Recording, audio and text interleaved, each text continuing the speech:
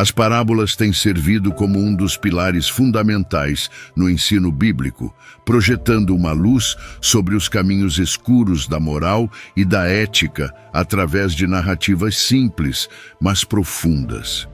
Cada parábola para este vídeo foi escolhida cuidadosamente para refletir sobre nossa própria vida e as decisões que tomamos a cada dia. Imagine aplicar a lição do bom samaritano nos dias de hoje. Em um mundo onde a solidariedade está se perdendo a cada dia, escolher agir com compaixão pode ser revolucionário. Essas narrativas são espelhos nos quais podemos nos ver refletidos, compreendendo melhor nossas próprias vidas através das vidas dos outros.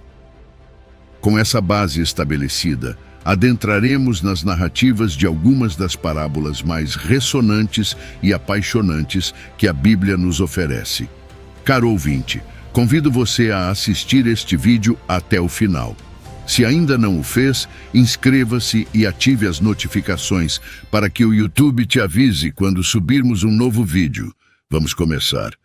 Número 1. A parábola da semente que cresce. Imagine por um momento que você está em um campo, observando um fazendeiro que planta suas sementes. Este é o cenário apresentado pela parábola da semente que cresce, encontrada no Evangelho de Marcos, capítulo 4, versículos 26 a 29. Esta parábola, embora breve, tem um propósito profundo: ilustrar o reino de Deus e o mistério do crescimento espiritual. Nesta história, Jesus diz: assim é o reino de Deus. Como quando um homem lança semente na terra, e dorme e se levanta de noite e de dia, e a semente brota e cresce sem que ele saiba como. Porque a terra produz fruto por si mesma. Primeiro a erva, depois a espiga, e por fim o grão cheio na espiga. E quando o fruto está maduro, logo se mete a foice, porque é chegada a colheita. Note que o processo de semeadura e crescimento é descrito de maneira muito natural. O fazendeiro planta as sementes e depois segue com sua vida, dormindo e levantando-se, sem precisar se preocupar com o crescimento das plantas. A semente, por si só, passa por diferentes etapas. Primeiro brota, depois se torna erva, depois espiga e finalmente produz grão cheio. É um processo contínuo e gradual, quase mágico, que ocorre sem intervenção direta do fazendeiro. Agora vamos detalhar os elementos desta parábola. O fazendeiro claramente representa Deus. Ele é quem semeia a semente, que simboliza a palavra de Deus. Esta semente é plantada no campo, que podemos interpretar como o mundo, ou mais especificamente, o coração humano. Aqui é onde começa nossa conexão pessoal com a parábola. O mistério do crescimento é um dos pontos mais intrigantes desta parábola. O fazendeiro não sabe como a semente cresce, apenas sabe que ela cresce. Isso reflete a obra misteriosa de Deus na transformação espiritual. Nós, como seres humanos, podemos semear a semente, ou seja, podemos compartilhar a palavra de Deus, mas o crescimento, a verdadeira transformação, é um processo divino que está fora do nosso controle direto. É um lembrete humilde de que, embora possamos nos esforçar em nossa fé, é Deus quem trabalha em nossos corações e em nossas vidas, de maneiras que nem sempre podemos ver ou entender. Esse crescimento, além disso, não é instantâneo. Jesus destaca que ocorre dia após dia, sublinhando a natureza gradual do crescimento espiritual. Isso nos ensina a importância da paciência e da perseverança em nosso desenvolvimento espiritual. Não se trata de uma mudança imediata, mas de uma série de pequenos passos que, com o tempo, levam a uma fé madura e frutífera. As etapas do crescimento espiritual são como as fases do desenvolvimento de uma planta. No início, pode parecer que não está acontecendo muito, mas com o tempo, essas pequenas mudanças se acumulam e se tornam algo significativo. Passamos de pequenas melhorias em nossa vida diária a uma fé robusta e cheia de frutos. É um processo contínuo de maturação que requer tempo e dedicação. É crucial lembrar que, embora façamos nosso esforço, é Deus quem dá o crescimento. O contraste entre o esforço humano e a ação divina é claro nesta parábola. Podemos plantar e cuidar, mas é Deus quem faz as sementes crescerem. Isso nos liberta da carga de ter que controlar tudo e nos convida a confiar na obra de Deus em nossas vidas. Então, como podemos aplicar esta parábola em nossa vida diária? Primeiro, precisamos permitir que a palavra de Deus transforme nossas vidas. Isso implica ouvir, meditar e viver segundo seus ensinamentos. Em segundo lugar, devemos ter paciência e confiança no processo de crescimento espiritual. Às vezes, as mudanças são sutis e lentas, mas isso não significa que não estejam ocorrendo. A semente está crescendo e, eventualmente, dará fruto. Lembre-se, o crescimento espiritual é uma jornada, não um destino. É um processo de transformação contínua que nos convida a confiar em Deus e em sua obra misteriosa em nossas vidas. Assim como o fazendeiro planta e espera, nós também devemos semear a palavra de Deus em nossos corações e confiar que Ele fará o resto. Número 2. A parábola da videira e dos ramos. Já se perguntou como é a relação entre Jesus e seus discípulos? A parábola da videira e dos ramos, encontrada no Evangelho de João, capítulo 15, versículos 1 a 8, nos dá uma visão fascinante dessa relação. Jesus usa uma imagem muito familiar em sua época, a videira e seus ramos. Esta parábola não só é bela em sua simplicidade, mas também está carregada de significado espiritual profundo. Jesus diz: "Eu sou a videira verdadeira e meu Pai é o agricultor. Todo ramo que em mim não dá fruto, ele corta, e todo aquele que dá fruto, limpa-o, para que dê mais fruto. Já vocês estão limpos pela palavra que lhes tenho falado. Permaneçam em mim, e eu em vocês. Como o ramo não pode dar fruto por si mesmo, se não permanecer na videira, assim também vocês, se não permanecerem em mim. Eu sou a videira, vocês são os ramos. Aquele que permanece em mim, e eu nele, esse dá muito fruto, porque separados de mim, nada podem fazer." Nesta narração, a videira representa Jesus, os ramos são seus discípulos, e Deus Pai é o agricultor. Esta imagem agrícola é perfeita para ilustrar como os discípulos devem estar unidos a Jesus para viver e dar fruto. A videira é a fonte de vida para os ramos. Sem ela, eles não podem sobreviver.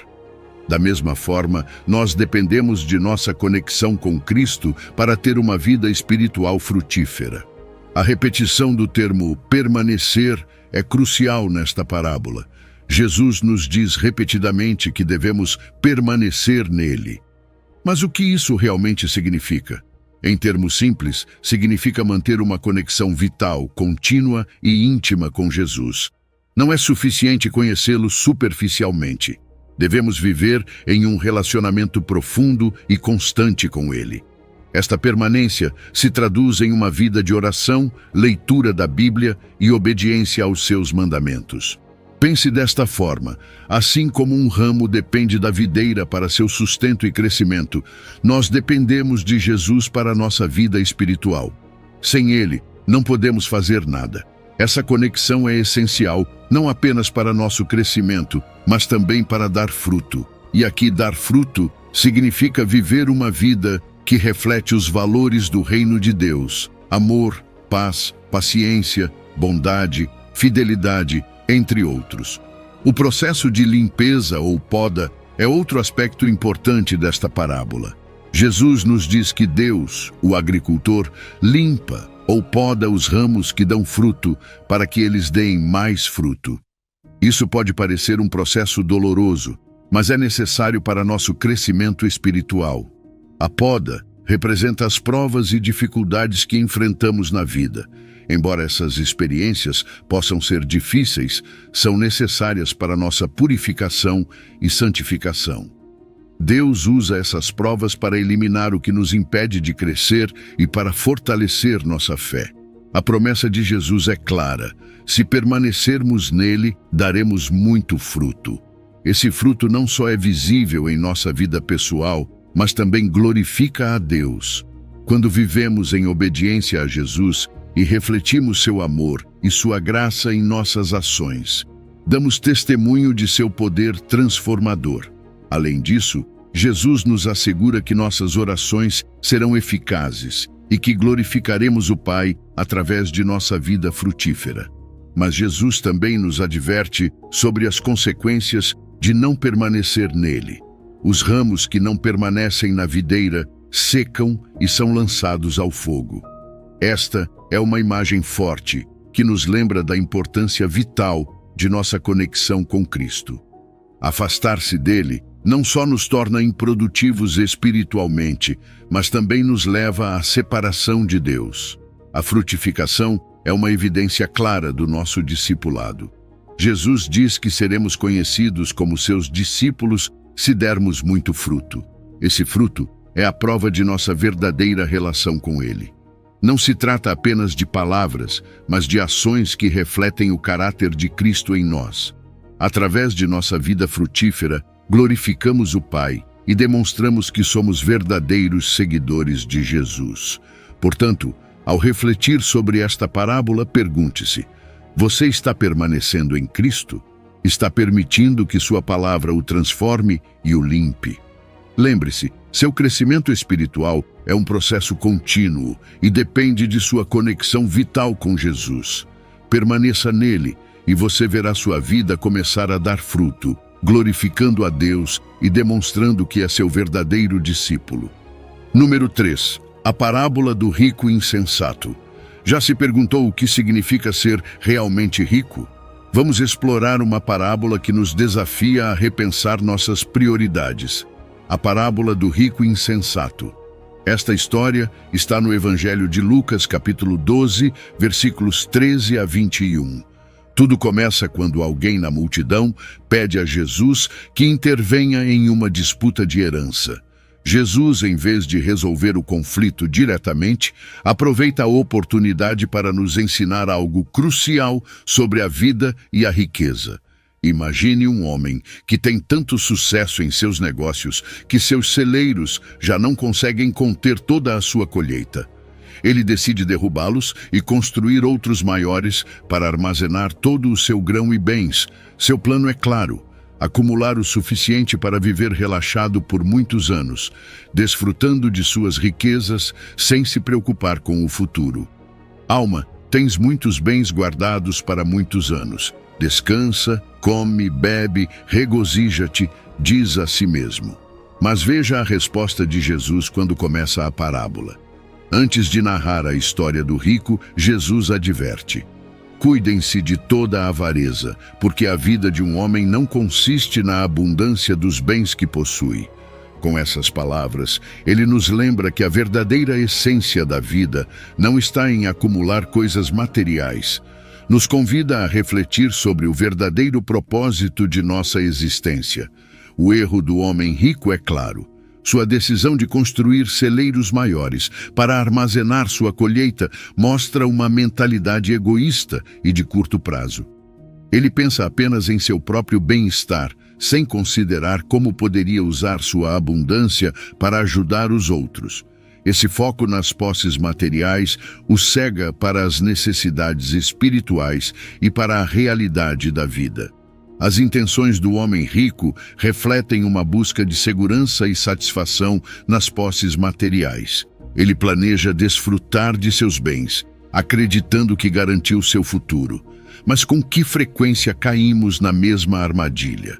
Às vezes, nos convencemos de que acumular riquezas nos trará felicidade e tranquilidade, esquecendo que a verdadeira segurança não pode ser comprada. A intervenção divina na parábola é um chamado de atenção. Deus o chama de tolos e anuncia que naquela mesma noite ele morrerá.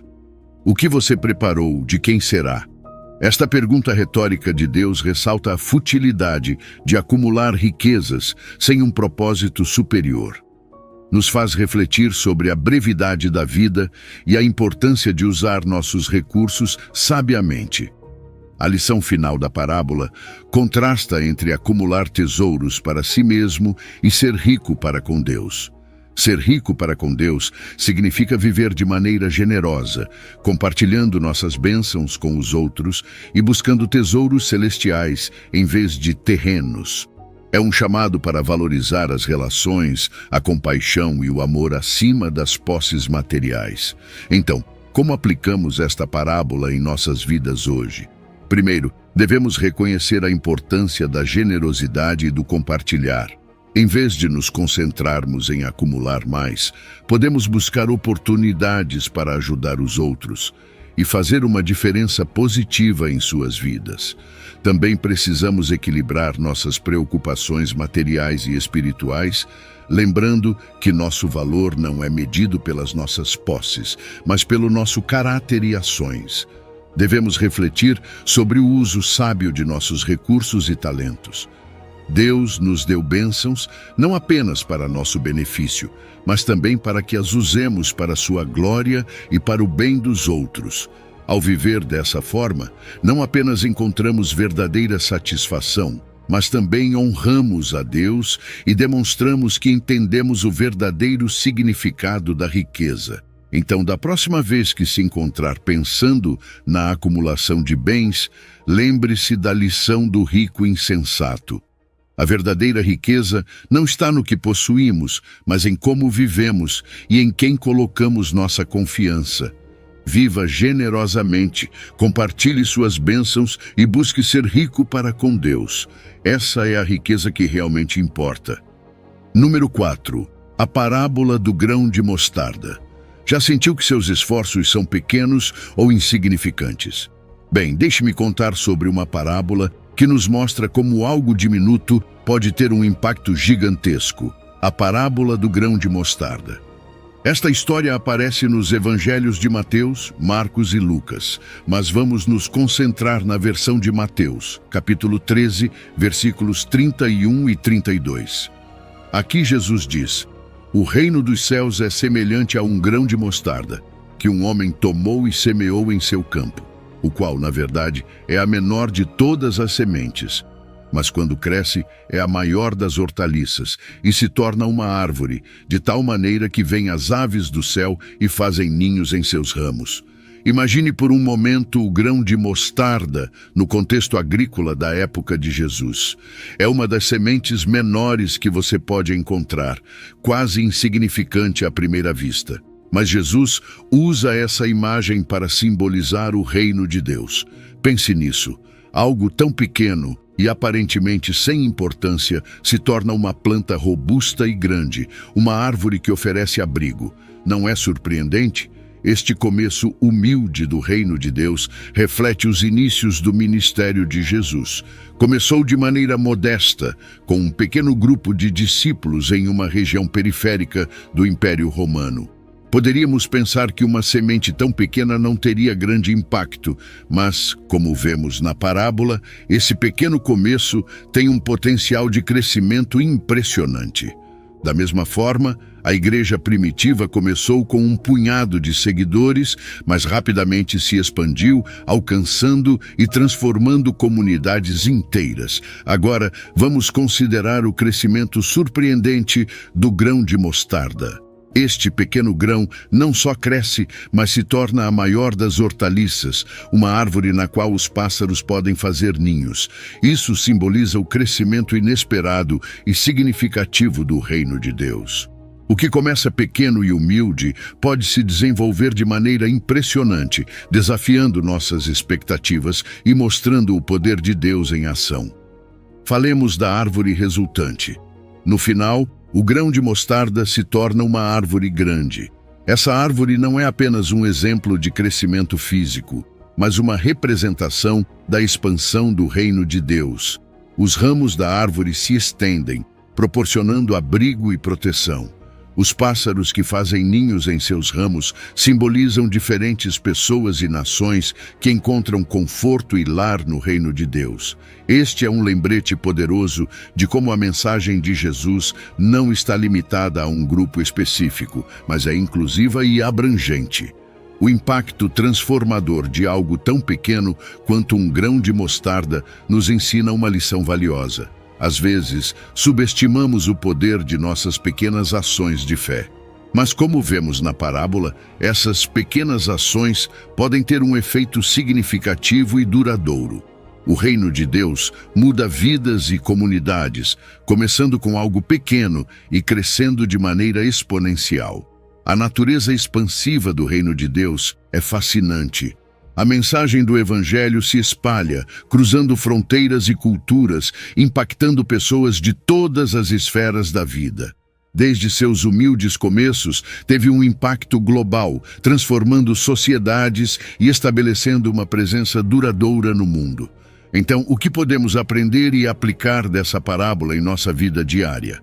Primeiro, devemos refletir sobre o potencial de nossos pequenos atos de fé.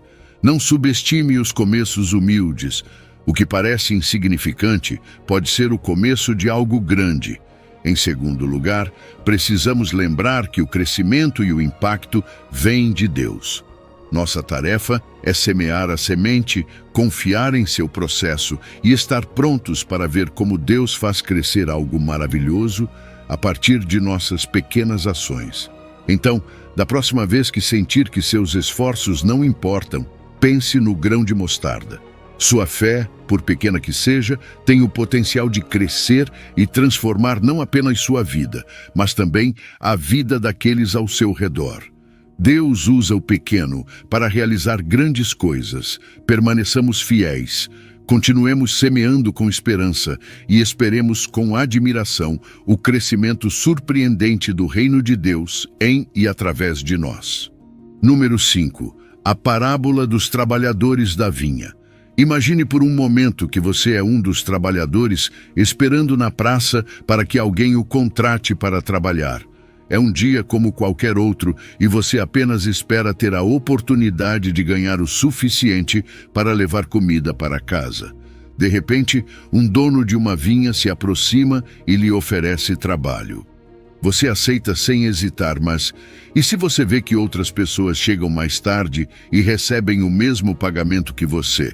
A parábola dos trabalhadores da vinha, que encontramos em Mateus 20, versículos 1 ao 16, nos apresenta justamente essa situação e nos convida a refletir sobre a graça e a generosidade divina. Nesta parábola, Jesus nos conta sobre um dono de uma vinha que sai para contratar trabalhadores em diferentes horas do dia. Sai cedo pela manhã, depois na terceira hora, na sexta, na nona e finalmente na 11ª hora.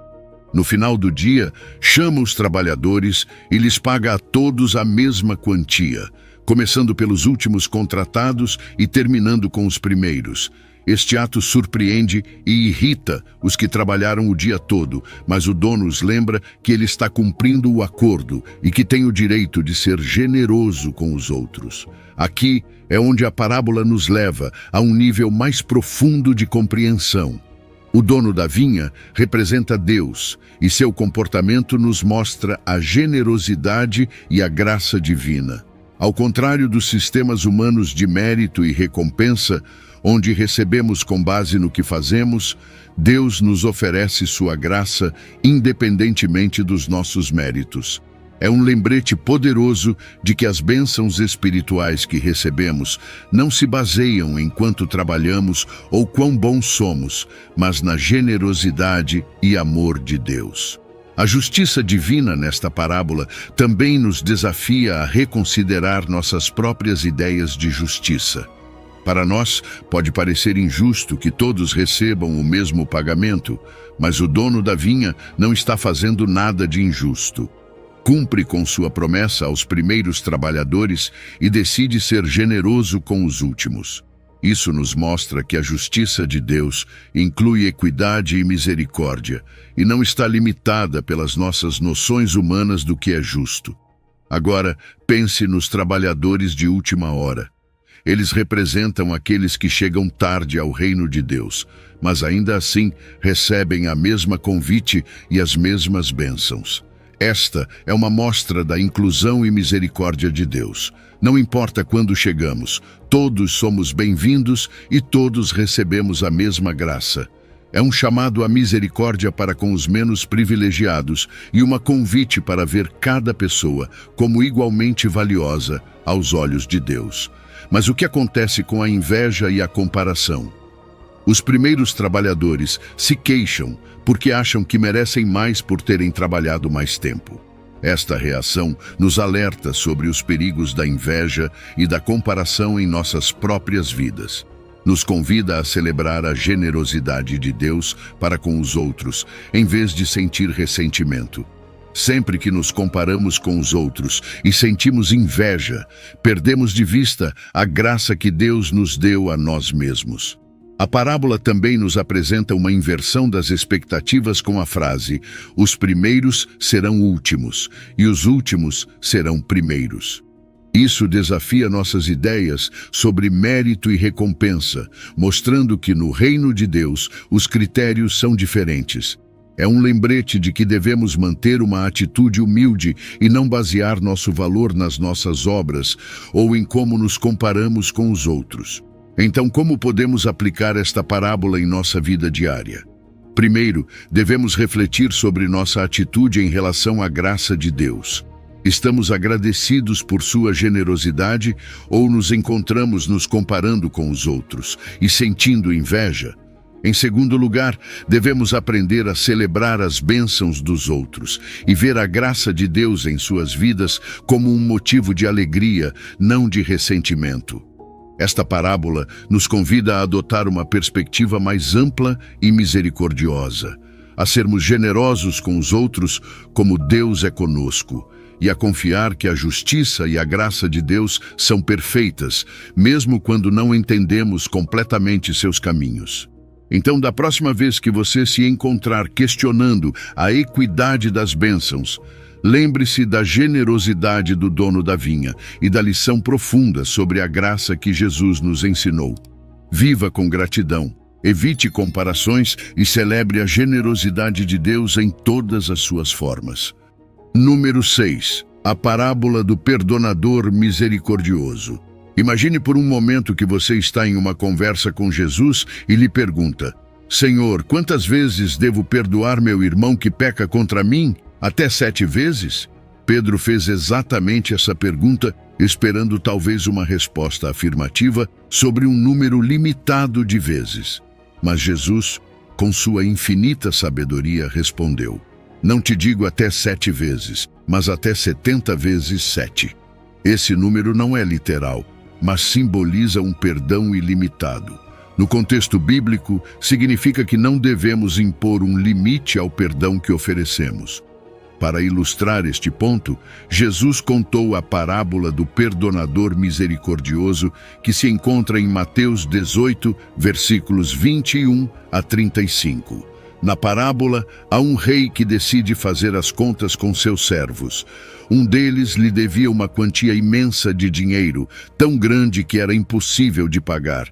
Esse servo, desesperado, se ajoelha e implora por misericórdia. O rei, movido pela compaixão, perdoa toda a dívida. Imagine o alívio e a gratidão que esse servo deve ter sentido. No entanto, ao sair, esse servo encontra outro servo que lhe deve uma pequena quantia de dinheiro. Em vez de mostrar a mesma misericórdia que recebeu, ele o agarra pelo pescoço e exige o pagamento. Apesar de o segundo servo suplicar da mesma maneira, o primeiro não mostra piedade e o faz encarcerar. Ao saber disso, o rei se enfurece e chama o servo ingrato, repreendendo-o por sua falta de compaixão e revogando seu perdão. Essa parábola nos ensina várias lições profundas sobre a graça e a misericórdia de Deus. O rei na parábola representa Deus, e a imensa dívida perdoada simboliza o perdão divino que nos é concedido. Todos nós acumulamos uma dívida através dos nossos pecados que é impossível de pagar por nossas próprias forças. Mas Deus, em sua infinita misericórdia, nos perdoa completamente. Essa graça imerecida é um reflexo de seu amor incondicional por nós. Agora, consideremos a hipocrisia do servo perdoado. Recebeu uma graça imensa, mas foi incapaz de estender uma pequena fração dessa misericórdia a outro. Esse contraste ressalta uma verdade desconfortável. Muitas vezes, também falhamos em refletir o perdão que recebemos. É fácil receber o perdão, mas quão dispostos estamos a concedê-lo? A ingratidão e a falta de empatia do servo nos convidam a refletir sobre nossas próprias atitudes e ações. O perdão é fundamental na vida cristã. Jesus nos ensina que, assim como fomos perdoados, devemos perdoar aos outros. Isso não é apenas um ato de obediência, mas uma forma de refletir o caráter de Cristo em nossas vidas. Mas perdoar nem sempre é fácil, especialmente em situações em que fomos profundamente feridos. Aqui está o desafio prático do perdão. Aprender a deixar o ressentimento e estender a graça, mesmo quando não parece justo. As consequências de não perdoar são sérias. Na parábola, o rei revoga o perdão do servo ingrato e o entrega aos verdugos. Isso nos mostra que reter o perdão afeta nosso relacionamento com Deus e com os outros. A falta de perdão cria uma barreira entre nós e a plenitude de vida que Deus deseja para nós. Nos enche de amargura e nos impede de experimentar a verdadeira liberdade em Cristo. O perdão de coração é mais do que um simples ato externo. Envolve um processo emocional e espiritual profundo. Não se trata apenas de dizer "te perdoo", mas de liberar verdadeiramente a dor e o ressentimento. Esse processo pode ser difícil e levar tempo, mas é essencial para a nossa saúde espiritual. Podemos começar esse processo com oração, pedindo a Deus que nos ajude a perdoar genuinamente e a curar nossas feridas. Então, como aplicamos essa parábola em nossa vida diária? Primeiro, reflita sobre as áreas da sua vida onde você precisa perdoar ou ser perdoado. Reconheça o impacto do perdão em seus relacionamentos e no seu bem-estar espiritual. Em segundo lugar, tome medidas práticas para viver um estilo de vida de perdão. Isso pode incluir conversar com a pessoa que você precisa perdoar, buscar aconselhamento ou simplesmente orar pela força para deixar ir a dor. Lembre-se de que o perdão é um processo e está tudo bem pedir ajuda. Considere como esse ensinamento pode transformar seus relacionamentos e sua comunidade. Quando vivemos em um ambiente de perdão e graça, promovemos relacionamentos saudáveis e uma comunidade mais unida. Ao estender o perdão que recebemos de Deus, refletimos seu amor e misericórdia para o mundo ao nosso redor. Então, da próxima vez que você lutar com o perdão, lembre-se da lição da parábola do perdonador misericordioso. A graça que recebemos de Deus é imensa e imerecida, e somos chamados a estender essa mesma graça aos outros. Viva com um coração perdoador, e você verá como essa atitude transforma não apenas sua vida, mas também as vidas daqueles que o cercam. Número 7. A parábola do juízo final. Imagine por um momento o cenário do juízo final, conforme descrito por Jesus em Mateus 25, versículos 31 a 46. Jesus apresenta uma imagem clara e poderosa. Quando o Filho do Homem vier em sua glória, acompanhado de todos os seus anjos, ele se assentará em seu trono glorioso. Todas as nações se reunirão diante dele, e ele separará as pessoas como um pastor separa as ovelhas dos cabritos. As ovelhas, os justos, estarão à sua direita, e os cabritos, os ímpios, à sua esquerda. Essa imagem não é apenas impactante, mas também carrega uma mensagem profunda sobre como devemos viver nossas vidas. Observe que Jesus usa a metáfora do pastor para ilustrar esse processo de separação. As ovelhas simbolizam os justos, aqueles que viveram de acordo com os mandamentos de amor e compaixão de Jesus. Os cabritos representam os ímpios, aqueles que ignoraram as necessidades dos outros. Essa separação nos convida a refletir sobre nossas próprias ações e sobre como nos veríamos nesse cenário. O critério do juízo é baseado em ações de compaixão e serviço. Jesus menciona ações específicas: dar de comer ao faminto, dar de beber ao sedento, acolher o estrangeiro, vestir o nu, cuidar do enfermo e visitar o preso. Essas ações, embora simples, são atos poderosos de amor que demonstram uma fé viva e ativa. Jesus nos está dizendo que nossa fé deve se manifestar em nossas ações diárias em relação aos outros. Uma das declarações mais impactantes de Jesus nesta parábola é: "O que fizestes a um destes meus irmãos mais pequeninos, a mim o fizestes." Aqui, Jesus se identifica diretamente com os necessitados. Isso tem profundas implicações teológicas e práticas. Ensina-nos que, quando servimos aos mais vulneráveis, estamos servindo a Jesus mesmo. Essa identificação nos desafia a ver cada pessoa necessitada como uma representação de Cristo e a tratá-la com o mesmo amor e respeito. As consequências do juízo são claras e eternas. Aos justos, Jesus diz: "Vinde, benditos de meu Pai, herdai o reino preparado para vós desde a fundação do mundo." Mas aos ímpios ele diz: "Apartai-vos de mim, malditos, para o fogo eterno preparado para o diabo e seus anjos." Essas palavras nos lembram da seriedade de nossas ações e da natureza eterna de suas consequências. Nos chamam a levar a sério nosso chamado a viver uma vida de compaixão e serviço. A importância da justiça social é um tema central nesta parábola. Jesus nos mostra que a verdadeira fé não se trata apenas de crenças corretas, mas de ações corretas. A compaixão ativa é uma expressão essencial da fé verdadeira. Não podemos dizer que amamos a Deus se ignoramos as necessidades de nossos irmãos e irmãs. A fé e as obras andam juntas, e nossas ações revelam a autenticidade de nossa fé. Interessantemente, tanto as ovelhas quanto os cabritos ficam surpresos com o juízo. Os justos não percebem que estavam servindo a Jesus ao ajudar os necessitados. Isso nos mostra que muitas ações de bondade e compaixão são inconscientes e naturais. Não se trata de vangloriar nossas boas obras, mas de viver uma vida caracterizada por amor sincero e empatia. A indiferença é severamente julgada nesta parábola. Jesus nos mostra que não agir diante das necessidades dos outros é um grave pecado. A falta de ação, a indiferença, é uma forma de rejeição à vontade de Deus.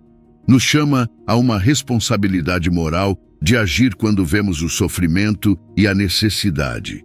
Ignorar isso nos coloca no grupo dos cabritos, aqueles que são apartados da presença de Deus. Então, como aplicamos esta parábola em nossa vida diária? Primeiro, devemos fazer uma autoavaliação honesta. Estamos vivendo uma vida de compaixão e serviço? Ou estamos sendo indiferentes às necessidades ao nosso redor? Em segundo lugar, devemos incorporar atos de compaixão em nossa rotina diária. Pode ser algo tão simples quanto ajudar um vizinho, doar a uma instituição de caridade ou simplesmente ser mais atencioso e gentil com os outros. Reflexione sobre como este ensinamento pode transformar nossos relacionamentos e comunidades. Quando vivemos de acordo com os valores do reino de Deus, criando um ambiente de amor, apoio e serviço mútuo, não apenas estamos preparando nosso lugar no reino celestial, mas também estamos transformando o mundo aqui e agora. Estamos chamados a ser as mãos e os pés de Jesus no mundo, mostrando seu amor através de nossas ações diárias. Então, enquanto pensa nesta parábola, pergunte-se: como posso viver hoje de uma maneira que reflita o amor e a compaixão de Jesus? Como posso ser uma ovelha, uma pessoa justa, que serve aos outros como se estivesse servindo a Cristo? Viva com um coração compassivo e verá como Deus pode usar suas ações para fazer uma diferença eterna no mundo. Número 8. A parábola da moeda perdida. Você já perdeu algo que era muito importante para você? Talvez algo pequeno, mas de grande valor sentimental ou econômico. Imagine a frustração e a diligência com a qual você procuraria por esse item perdido. A parábola da moeda perdida, que encontramos em Lucas 15, versículos 8 a 10, conta uma história semelhante e nos dá uma lição profunda sobre o valor de cada alma para Deus. Jesus conta sobre uma mulher que tem 10 dracmas e perde uma delas. Agora poderíamos pensar que perder uma moeda entre 10 não é tão grave, mas para essa mulher, cada moeda é valiosa. Acendendo uma lamparina, varrendo a casa e procurando cuidadosamente até encontrá-la, ela demonstra uma dedicação intensa. E quando finalmente encontra a moeda perdida, chama suas amigas e vizinhas para celebrar juntas. Essa mulher na parábola representa Deus ou a igreja, dependendo da interpretação. As 10 moedas simbolizam a totalidade da humanidade, e a moeda perdida representa aquelas almas que se afastaram de Deus. Aqui, Jesus nos mostra o quanto Deus valoriza cada alma individualmente. Não importa quantas pessoas estejam próximas a Ele, cada uma que se afasta é importante e digna de ser buscada diligentemente. A busca diligente da mulher, acendendo uma lamparina e varrendo a casa, simboliza a busca ativa e persistente de Deus pelos que estão perdidos. Isso não é uma busca passiva, é uma ação intencional e cheia de esforço. Pense em quantas vezes nós, como seguidores de Cristo, precisamos mostrar essa mesma diligência na evangelização, levando a mensagem de esperança e redenção para aqueles que ainda não encontraram seu caminho de volta a Deus. O valor do perdido é outro ponto-chave. A mulher não ignora a moeda perdida porque tem outras 9. Ela entende o valor de cada moeda individualmente. Isso nos ensina sobre o valor que Deus dá a cada pessoa. De uma perspectiva divina, cada alma é inestimável, algo que às vezes podemos esquecer em nossa visão humana limitada. Cada pessoa importa, cada vida é significativa. A alegria do encontro é um tema poderoso nesta parábola. Quando a mulher encontra a moeda, sua reação é de pura felicidade. Ela convida suas amigas e vizinhas para celebrar com ela. Esta alegria reflete a alegria no céu, quando um pecador se arrepende e volta para Deus. Nos lembra que a fé cristã não se trata apenas de dever e obediência, mas também de alegria e celebração na comunidade de fé. O arrependimento e a restauração são cruciais na vida espiritual. Encontrar o perdido simboliza o arrependimento e o retorno a Deus. Esse processo de retorno é fundamental para a restauração espiritual, onde uma relação rompida é reparada e restaurada ao seu estado pleno. Deus está sempre disposto a perdoar e restaurar aqueles que se voltam para Ele com um coração sincero. Essa parábola também se conecta tematicamente com outras parábolas da misericórdia, como a ovelha perdida e o filho pródigo. Juntas, essas histórias nos dão uma imagem completa da misericórdia e do amor infinito de Deus. Cada uma traz uma perspectiva única, mas todas sublinham a mesma mensagem. Deus valoriza e busca incansavelmente cada indivíduo perdido. Então, como aplicamos essa parábola em nossas vidas diárias? Primeiro, devemos valorizar cada indivíduo em nossa comunidade de fé e além. Cada pessoa que encontramos é inestimável para Deus e deveríamos vê-las com os mesmos olhos de amor e compaixão. Em segundo lugar, devemos participar ativamente na busca dos perdidos. Isso significa estar atentos e ser diligentes em compartilhar o amor e a mensagem de Deus com aqueles que ainda não o conhecem. Refletamos sobre como podemos cultivar um coração compassivo e acolhedor. Ser uma comunidade que reflete o amor buscador de Deus implica estar dispostos a sair da nossa zona de conforto, acender lamparinas e varrer casas em busca daqueles que precisam encontrar seu caminho de volta a Deus. Isso pode transformar não apenas nossas vidas, mas também nossas comunidades e sociedades inteiras. Lembre-se, cada um de nós é inestimável para Deus.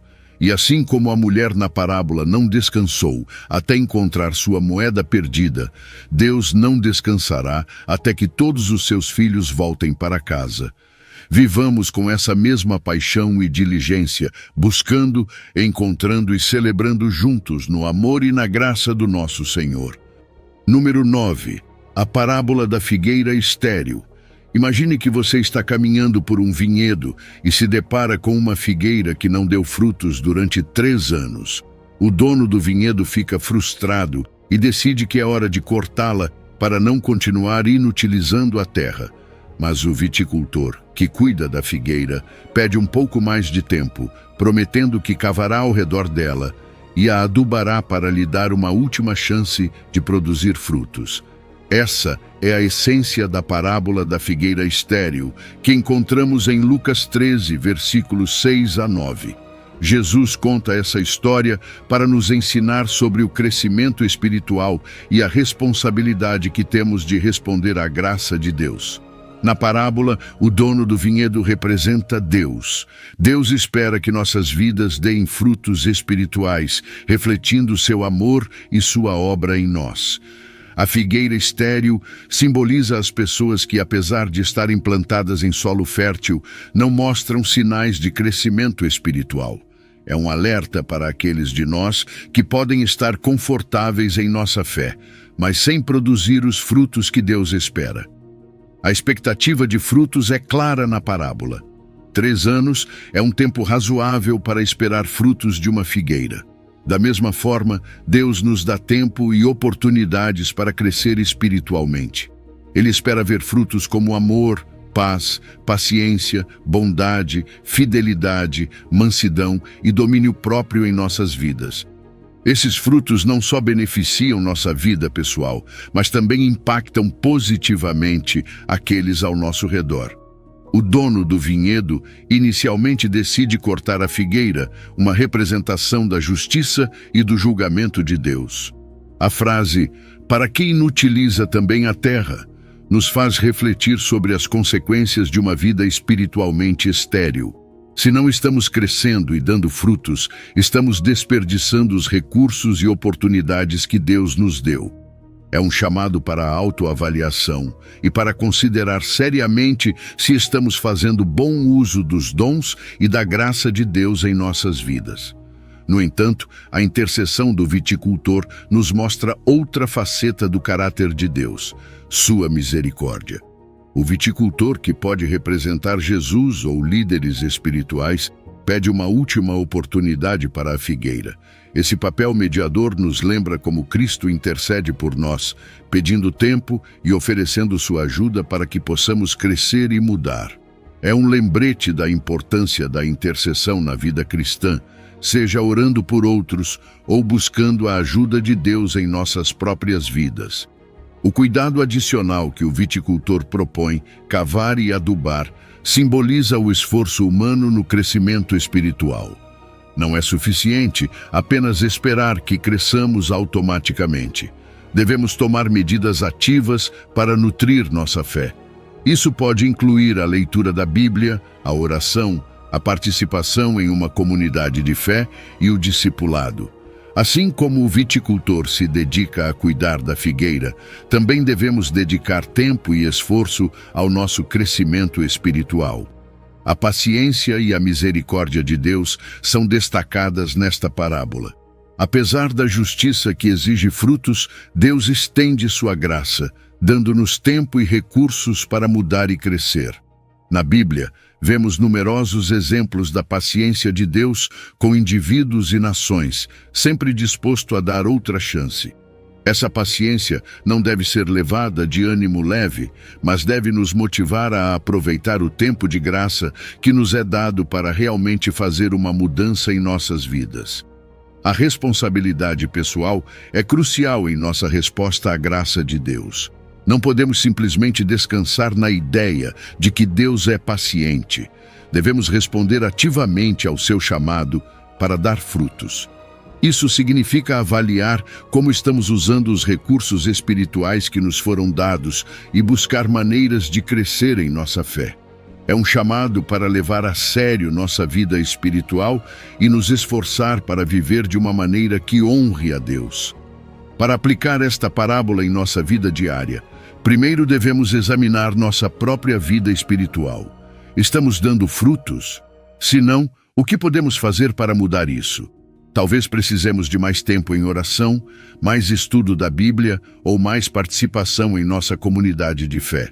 Também podemos considerar como estamos usando nossos dons e oportunidades para impactar positivamente os outros.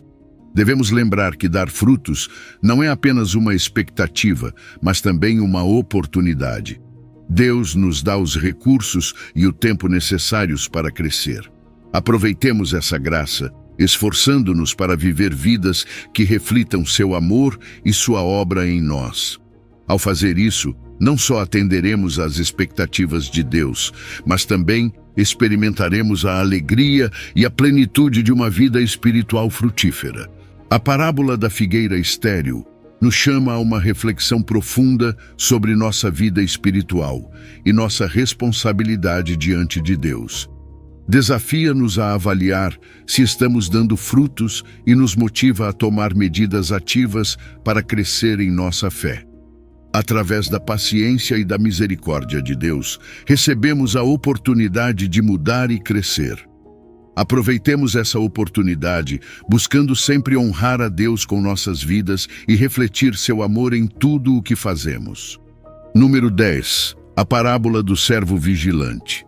Imagine que você está trabalhando em uma casa e foi designado para cuidar de tudo na ausência do dono. Você não sabe quando ele vai voltar, mas sabe que ele retornará. Essa é a essência da parábola do servo vigilante, que Jesus conta em Mateus 24, versículos 42 a 51.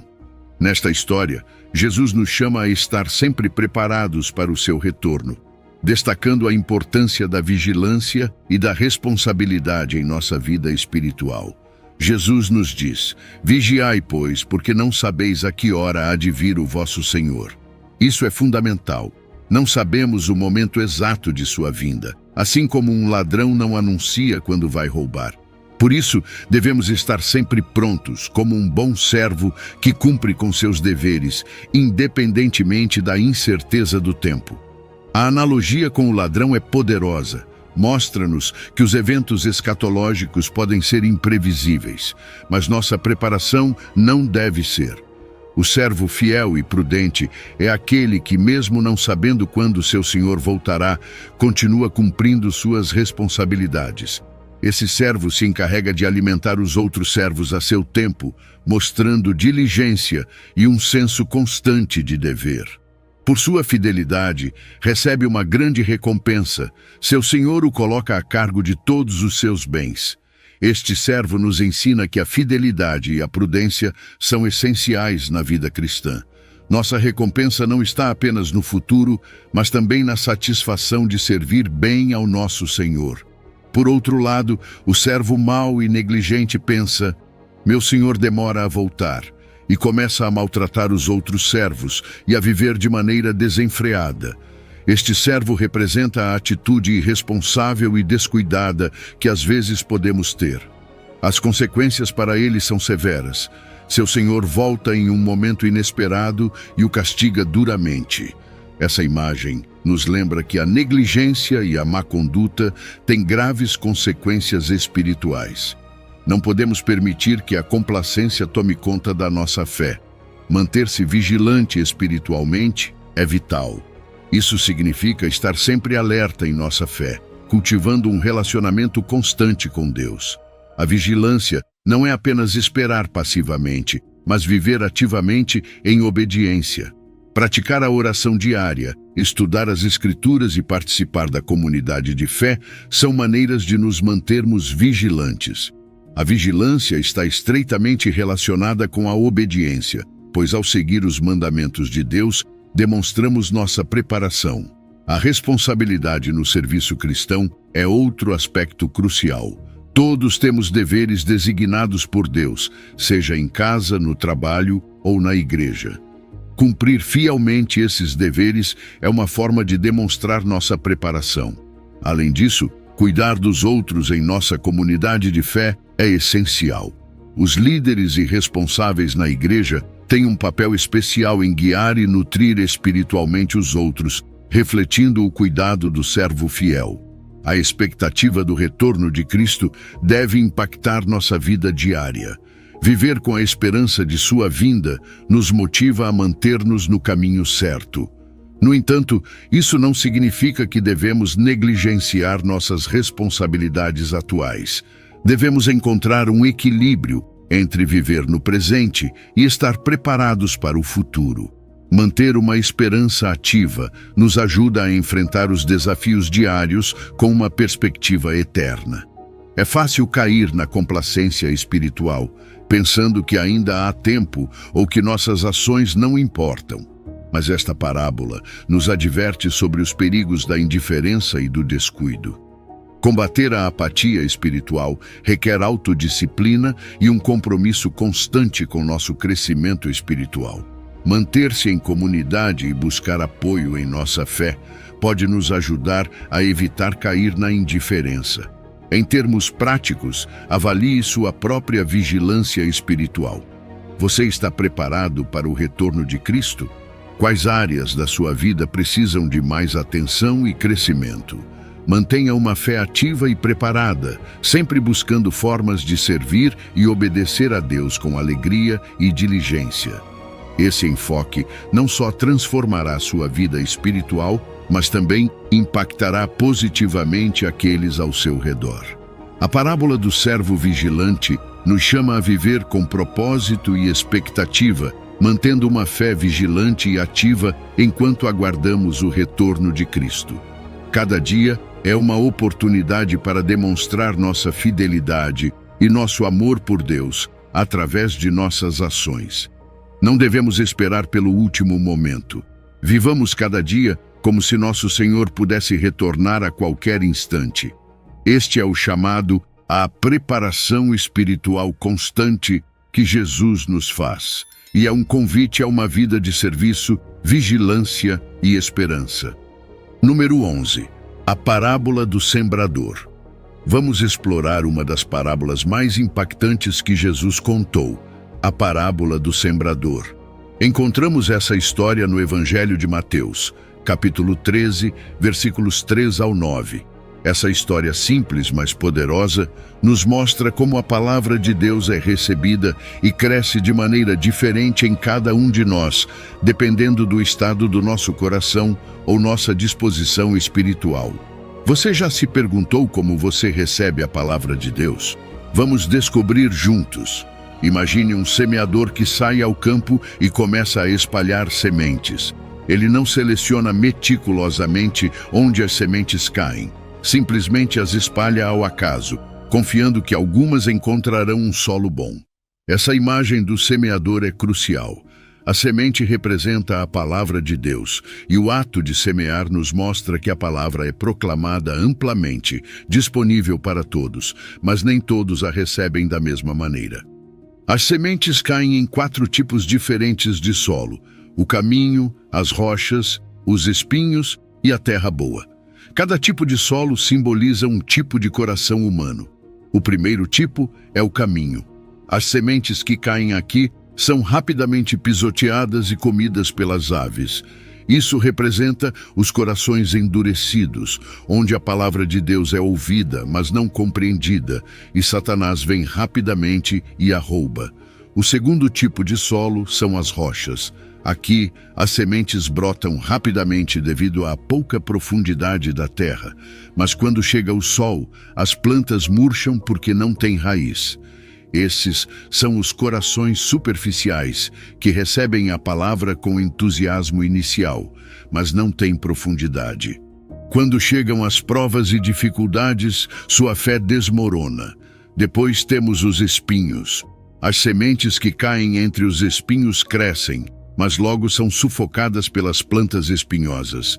Isso simboliza os corações preocupados com as riquezas e distrações do mundo. Embora ouçam a palavra, as preocupações da vida e o engano das riquezas sufocam seu crescimento, impedindo que deem frutos. Finalmente, a boa terra. Aqui as sementes caem em solo fértil, crescem fortes e produzem uma colheita abundante, multiplicando-se em diversas medidas, 100, 60 e 30 vezes o semeado. Esses são os corações receptivos, que ouvem, compreendem e retêm a palavra e, como resultado, produzem frutos em abundância. A lição aqui é clara. A eficácia da palavra de Deus depende da condição do nosso coração. Somente aqueles com corações preparados e receptivos verão uma transformação significativa e frutífera em suas vidas. Jesus está nos chamando a refletir sobre que tipo de solo somos. Estamos permitindo que a palavra enraize profundamente em nós ou estamos deixando que distrações, preocupações e falta de profundidade nos impeçam de crescer? É hora de examinar nosso coração. Que tipo de solo você é? Você está realmente ouvindo a palavra e permitindo que ela transforme sua vida?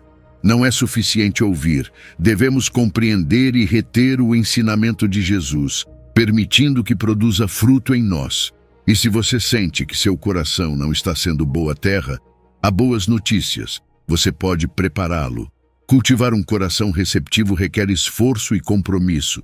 A oração, o estudo bíblico e a meditação são práticas que nos ajudam a amolecer nosso coração, a aprofundar nossas raízes e a eliminar distrações e preocupações que nos sufocam.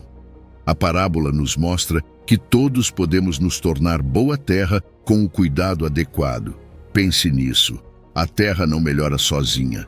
Requer aração, adubação e cuidado.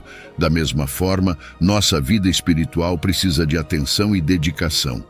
Deus está disposto a nos ajudar nesse processo, mas devemos fazer a nossa parte. Você está pronto para fazer o trabalho necessário para se tornar boa terra? Então pergunto novamente: que tipo de solo você é? Está preparado para deixar que a palavra de Deus transforme sua vida e produza frutos abundantes? Vamos fazer o esforço juntos e ver como Deus age em nós. Número 12. A parábola do trigo e o joio.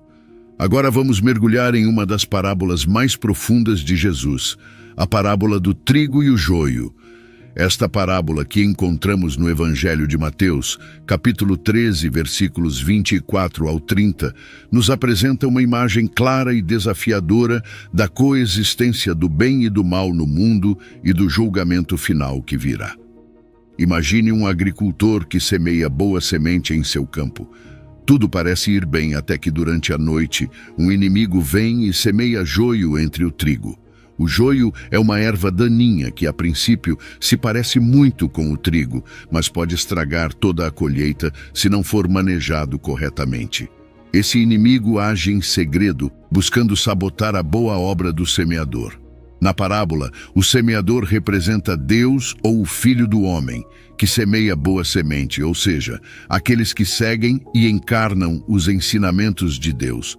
O trigo simboliza os justos, aqueles que receberam a palavra de Deus e vivem de acordo com ela. Por outro lado, o joio representa os maus, aqueles influenciados pelo mal, semeados pelo inimigo, que é o diabo. E o campo bem. O campo é o mundo, onde o bem e o mal crescem juntos. Aqui é onde a parábola se torna realmente interessante. Até o fim dos tempos, tanto o bem quanto o mal crescerão juntos. Isso é uma realidade que todos vivemos diariamente, mas há um perigo em julgar prematuramente. A dificuldade em distinguir entre o trigo e o joio reflete o desafio de julgar as pessoas baseando-se apenas em aparências externas. Nem sempre podemos ver o coração e as verdadeiras intenções dos outros. Então, o que acontece no final? No fim dos tempos, os anjos colherão o joio para queimá-lo e o trigo para armazená-lo no celeiro do Senhor.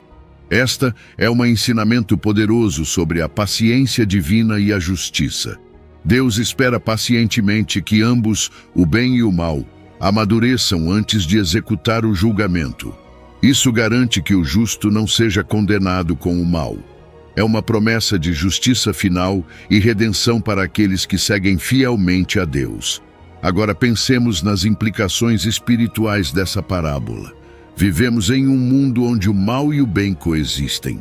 Como vivemos e reagimos ao mal que nos cerca? Esta parábola nos convida a refletir sobre nossa convivência com o mal e a nos prepararmos para o julgamento final. Estamos prontos? Nossas ações refletem nossa fé e nossa esperança no retorno de Cristo? E isso nos leva a uma pergunta fundamental: como identificamos o trigo do joio em nossa própria vida? Estamos preparados para o julgamento final? Essas perguntas nos convidam a uma autoavaliação honesta e profunda. Nos desafiam a considerar como estamos vivendo nossas vidas e se estamos verdadeiramente preparados para o dia em que seremos julgados por nossas ações. Assim, ao refletirmos sobre esta parábola, lembremos que somos chamados a viver com paciência, justiça e esperança. Vivamos de tal maneira que, quando chegar o julgamento final, sejamos encontrados como trigo, prontos para ser armazenados no celeiro do Senhor. Estamos preparados para esse dia? Depende de como vivemos hoje. Número 13. A parábola da rede. Imagine que você é um pescador e lança uma grande rede ao mar. Esta rede não discrimina, coleta todo tipo de peixe. Quando a puxa de volta para a praia, você encontra uma grande variedade deles. Grandes, pequenos, bons e ruins. Os bons você guarda em recipientes e os ruins você descarta. Esta é a imagem que Jesus nos apresenta na parábola da rede que encontramos no Evangelho de Mateus, capítulo 13, versículos 47 ao 50. Jesus nos diz que o reino dos céus é como uma rede que é lançada ao mar e coleta toda espécie de peixes. Isso nos mostra a universalidade da mensagem do Evangelho. A rede, que representa o reino de Deus, se estende para incluir todas as pessoas sem discriminação. Não importa sua origem, sua cultura ou seu passado, todos são convidados a fazer parte do reino. O mar simboliza o mundo, cheio de diversidade e complexidade. Neste vasto mar, a rede coleta peixes de todas as nações e tipos, representando cada indivíduo. Esse ato de pescar é uma metáfora da missão da Igreja de levar a mensagem de salvação a todos os cantos do mundo. Mas, como vemos na parábola, nem todos os peixes coletados são bons. Quando os pescadores puxam a rede para a praia, começa o processo de seleção. Eles separam os peixes bons, aqueles que têm valor, e os guardam em recipientes. Os peixes ruins, aqueles que não são adequados, são descartados. Aqui é onde Jesus introduz a ideia do julgamento final. No final dos tempos, haverá uma separação definitiva entre os justos e os injustos. Os justos serão guardados e protegidos, enquanto os injustos serão descartados, ilustrando o destino eterno de cada grupo. Essa parábola nos chama a refletir profundamente sobre nossas vidas e nossas ações. Lembra-nos que o Evangelho está aberto a todos, mas nem todos responderão da mesma maneira. A rede coleta todos, mas somente aqueles que vivem de acordo com os princípios do reino serão considerados peixes bons. Então, o que significa ser um peixe bom no mar do mundo? Significa viver de uma maneira que reflita o amor, a justiça e a misericórdia de Deus. É um chamado à santidade e à fidelidade, a viver uma vida que glorifique a Deus em tudo o que fazemos. Não se trata apenas de ouvir a mensagem do Evangelho, mas de permitir que ela transforme nossas vidas. A separação dos peixes bons e ruins ao final da pesca nos lembra da realidade do julgamento final. Cada um de nós será avaliado por nossas ações e por como respondemos ao chamado de Deus. Essa ideia pode ser intimidante, mas também é um chamado à preparação. Estamos prontos para esse momento? Nossas vidas refletem a verdade do Evangelho? Pense nisso. Que tipo de peixe você é na rede do reino de Deus? E você está preparado para ser avaliado no final dos tempos? Essas perguntas retóricas nos convidam a considerar seriamente nossa posição dentro do mar do mundo e nosso destino final. Elas nos empurram a examinar nossas vidas e a garantir que estamos vivendo de uma maneira que honra a Deus. No final, a parábola da rede nos lembra da esperança e da seriedade do destino final de nossas almas. Nos motiva a buscar viver de acordo com os princípios do reino, sabendo que nossas ações, aqui e agora, têm consequências eternas. Vivamos de uma maneira que nos prepare para aquele dia, para que, quando chegar o momento da separação, sejamos encontrados dignos de ser guardados nos recipientes do reino de Deus. Número 14. A parábola do administrador infiel. Vamos mergulhar em uma das parábolas mais intrigantes de Jesus, a parábola do administrador infiel. Esta história, que encontramos no Evangelho de Lucas, capítulo 16, versículos 1 ao 13, nos desafia a pensar sobre como usamos nossos recursos e a importância da fidelidade em todas as nossas responsabilidades. Imagine um administrador que foi acusado de gastar mal os bens de seu senhor. Ele está prestes a ser demitido e, em um ato de desespero e astúcia, decide tomar medidas para garantir seu futuro. O que ele faz? Chama os devedores de seu senhor e reduz significativamente as quantias que devem. Um que devia 100 barris de óleo, agora deve apenas 50. Outro que devia 100 medidas de trigo, agora deve 80. Dessa forma, o administrador conquista o favor desses devedores, garantindo que será bem recebido quando perder seu emprego. É curioso, não é? Em vez de agir com honestidade, o administrador opta por uma estratégia que, embora moralmente questionável, é eficaz para seus próprios fins. E o mais surpreendente é a reação do Senhor. Em vez de condenar a astúcia do administrador, ele o elogia por sua inteligência. Reconhece que, embora seus métodos não tenham sido éticos, o administrador mostrou uma grande habilidade para preparar seu futuro. Agora vamos parar um momento e pensar nas lições de Jesus derivadas desta parábola. Jesus usa essa história para destacar como as pessoas deste mundo são frequentemente mais astutas em seus negócios do que as pessoas de luz, ou seja, aqueles que seguem a Deus. Jesus está nos dizendo que devemos ser inteligentes e estratégicos na gestão de nossos recursos, não para enganar ou fraudar, mas para avançar no reino de Deus. A parábola também nos chama à fidelidade nas coisas pequenas e grandes. Se não somos fiéis nas coisas mundanas, como o dinheiro e as posses, como podemos esperar ser confiados com as verdadeiras riquezas espirituais? Esta é uma lição profunda sobre integridade e responsabilidade.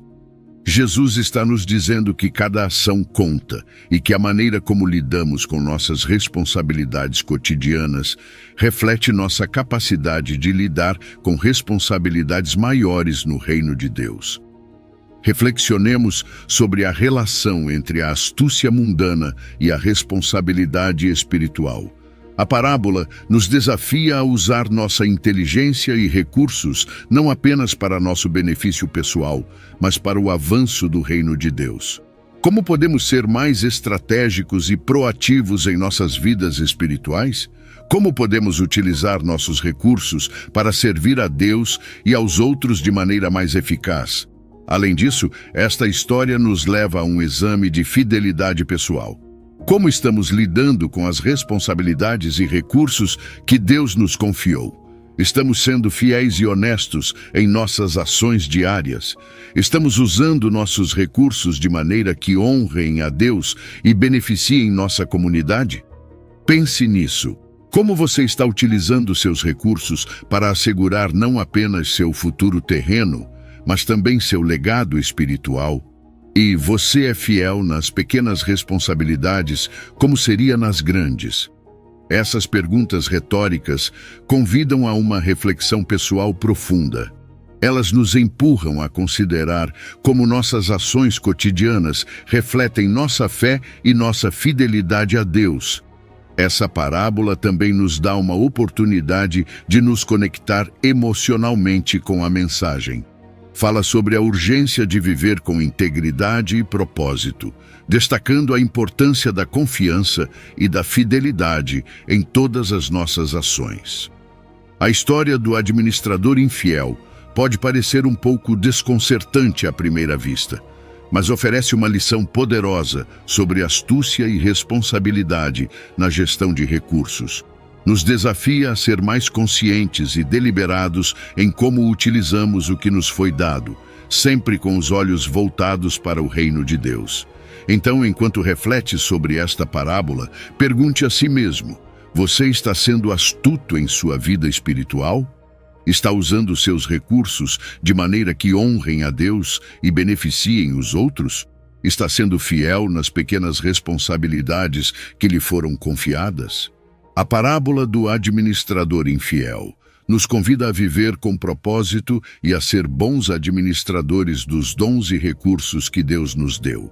Vivamos de maneira que, quando chegar o momento de prestar contas, sejamos encontrados fiéis e astutos no serviço ao nosso Senhor. Número 15. A parábola do juiz iníquo. Imagine por um momento um juiz que não teme a Deus, nem respeita os homens. Um homem completamente desinteressado na moralidade e na verdadeira justiça. Esta é a figura central na parábola do juiz iníquo, uma história que Jesus conta no Evangelho de Lucas, capítulo 18, versículos 1 ao 8. Através desta parábola, Jesus nos ensina sobre a necessidade de orar sempre e não desanimar, mostrando um contraste entre a justiça humana corrupta e a perfeita justiça de Deus. Na história, encontramos uma viúva persistente que vai repetidamente ao juiz e pede que ele faça justiça contra seu adversário. É importante entender o contexto da época. As viúvas eram especialmente vulneráveis na sociedade antiga, muitas vezes sem ninguém que defendesse seus direitos. No entanto, esta viúva não se deixa intimidar. Dia após dia, insiste em seu pedido, demonstrando uma perseverança e uma fé inabaláveis. Apesar das constantes petições da viúva, o juiz inicialmente a ignora. Não se importa com seu caso nem com seu sofrimento. Mas algo muda. A viúva não para de insistir. Finalmente o juiz decide fazer justiça, não porque tenha se tornado compassivo de repente, mas para se livrar de sua persistência. Embora eu não tema a Deus nem respeite os homens, diz ele, farei justiça a esta viúva porque ela está me incomodando. É curioso, não é? Um juiz injusto que finalmente age por puro egoísmo e conveniência. Mas aqui está o ponto que Jesus quer destacar.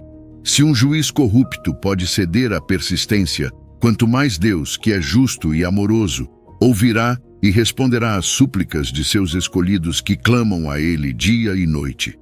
O juiz iníquo representa o pior da justiça humana, desinteressada, egoísta e corrupta. Em contraste, a viúva é um modelo de fé e persistência. Ela simboliza a constância e a determinação que todos os seguidores de Cristo devem ter ao buscar justiça.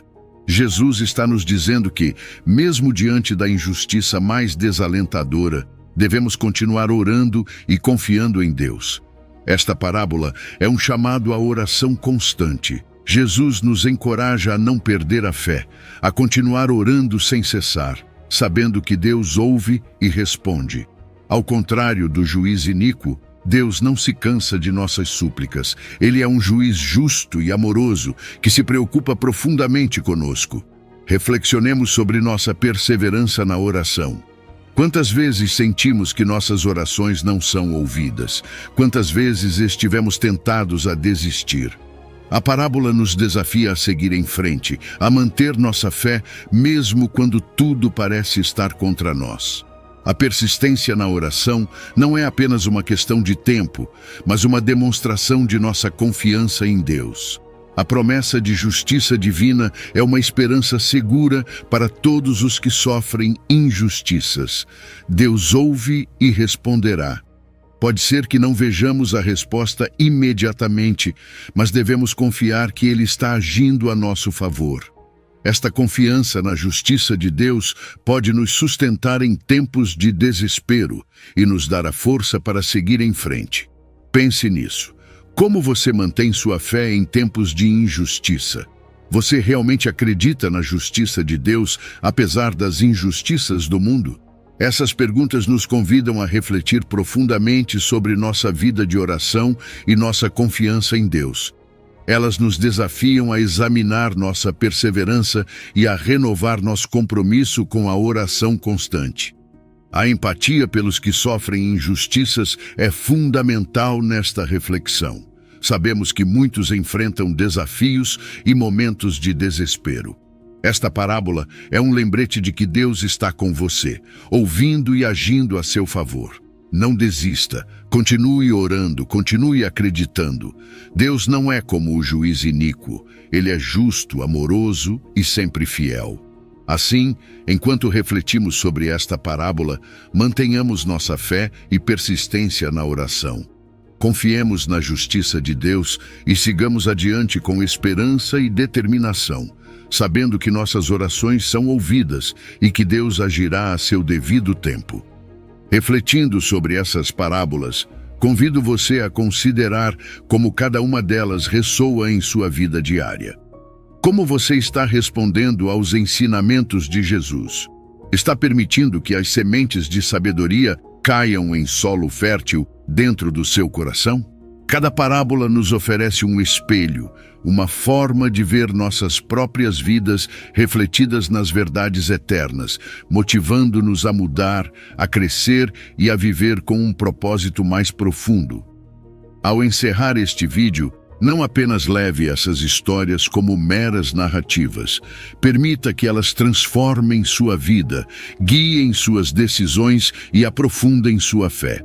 E se este conteúdo tocou ou inspirou você, convido-o a compartilhá-lo com outros.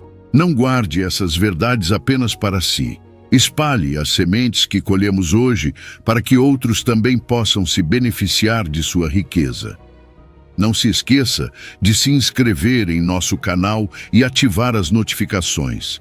Ao fazer isso, você se une a uma comunidade de buscadores da verdade, pessoas que, como você, desejam aprofundar sua compreensão e viver uma vida plena e enriquecedora. Se você chegou ao final deste vídeo, você é uma pessoa dedicada e comprometida com o crescimento espiritual e a aproximação de Deus. O fato de você ter chegado até aqui demonstra sua determinação em absorver conhecimento e aplicá-lo em sua vida. Continue buscando sabedoria e trabalhando para fortalecer sua fé e sua relação com Deus. Lembre-se de que o aprendizado e a aproximação a Deus são uma jornada contínua e gratificante. Meus vídeos ajudam pessoas de todas as idades a se aproximarem de Deus, redescobrindo ensinamentos esquecidos e aprofundando-se na palavra divina. Comente "Estou mais próximo de Deus" para nos informar que você chegou até aqui e que está nesse caminho de fé conosco.